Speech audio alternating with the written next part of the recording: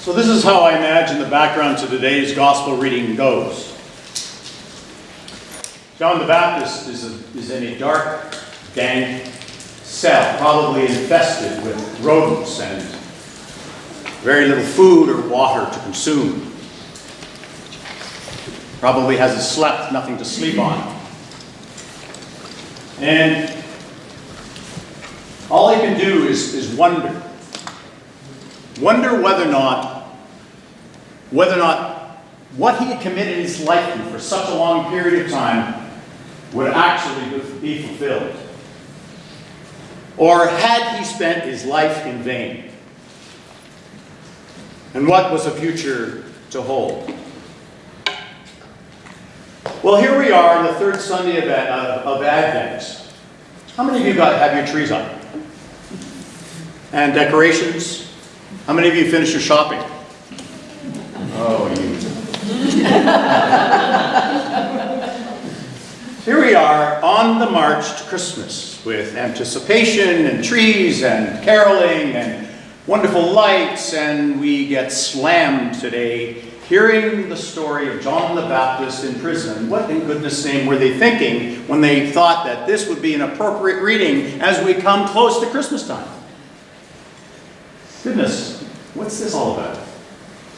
Well, I think if we look a little bit closer at what's happening, we'll understand. You see, what we hear is some months later after what we heard last week. Last week we heard John the Baptist in full array of confidence and pride and passion about prepare the way of the Lord. One is coming whose sandals I will be unworthy to untie. And he was in full form. He was in great form. And he understood that people were actually paying attention. And he was prepping people for what was to come in the person of Jesus. And now, some months later, all that he had preached and hoped for about release from the for the captives and hope to the marginalized and poor had seemingly crumbled into nothing. What in goodness name was he doing in prison? If in fact the Messiah was coming to liberate, why was he experiencing this kind of life? And now he only had the opportunity for the first time to have one of his friends come to him. So he had the opportunity, finally had an opportunity to find out exactly what was occurring. And so he turns to his friend, his disciple, and he says to him, "Go and ask Jesus." And I want you to ask him this: are you the one to come, or are we to wait for another? Are you the one to come, or are we to await another?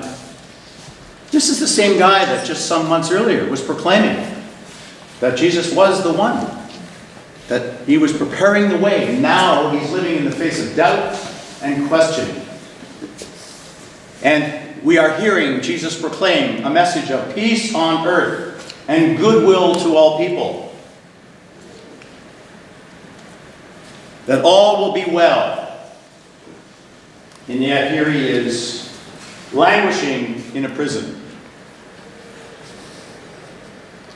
When I was a kid, Christmas, obviously for our family, Christmas was the best time of year.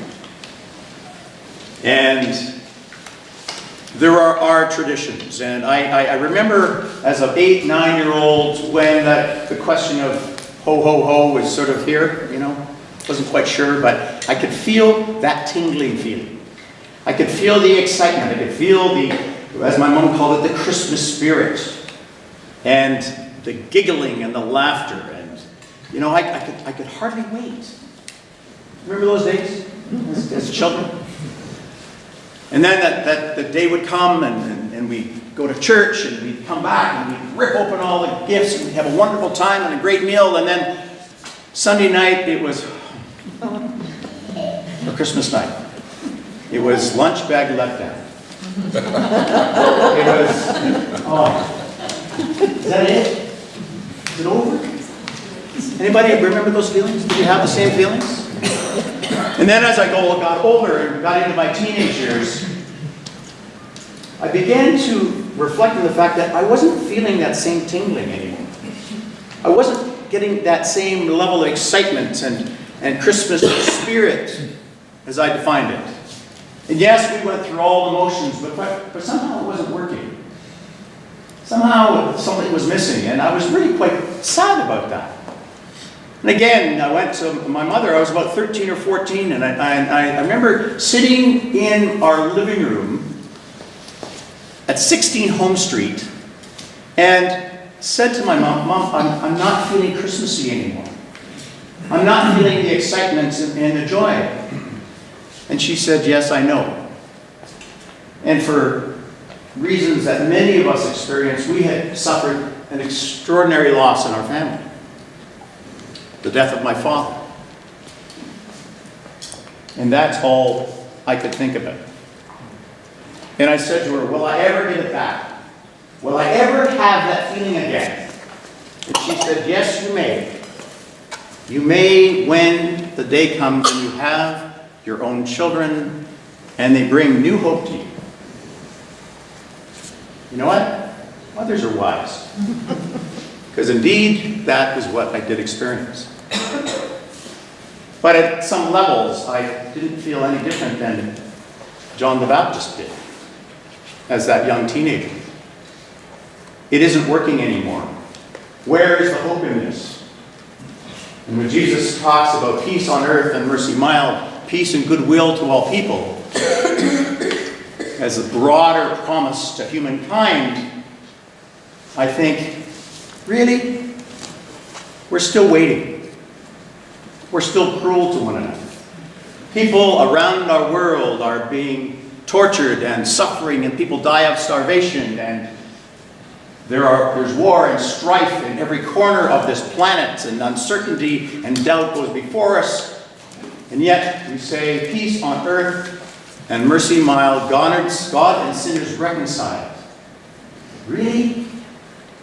Is that really what we are in hope of? That somehow this Christmas, this Advent, the promise that Jesus brings us will be fulfilled? But Jesus turns to John the Baptist, and he reminds John. He says to John,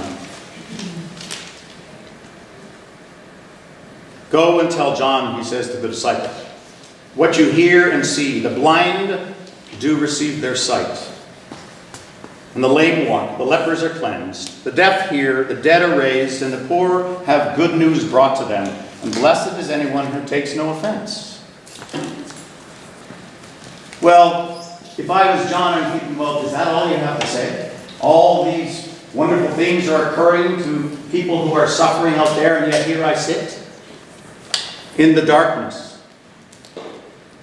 without hope. What do you think Jesus is trying to say to John? And by extension says to us, that even in the midst of the darkness, even in the midst of a world that seems unjust and unfair, there's a light that will shine, not to extinguish the darkness, but a light that will shine to bring hope, to bring a direction and a purpose, that we as human beings be faithful to the one who comes in the form of Jesus Christ, gives us the capacity to walk through the darkness in a way that we might not otherwise be capable of doing. That the light of Advent moving us to the Christmas season is not about completely extinguishing the frailties and the sinful nature of humanity, but it is the ability to say that there is the capacity for us being faithful to the one that was born in the manger, that will bring us a new hope and a new light to overcome that which will confront us in our journeys of life. That if we can keep our eyes and our attention and our heart on the light of Jesus, we too will experience the fuzziness and the tingling in the Spirit of Christ that is our hope, for peace will ultimately prevail within each of our hearts. Thanks be to God. Amen.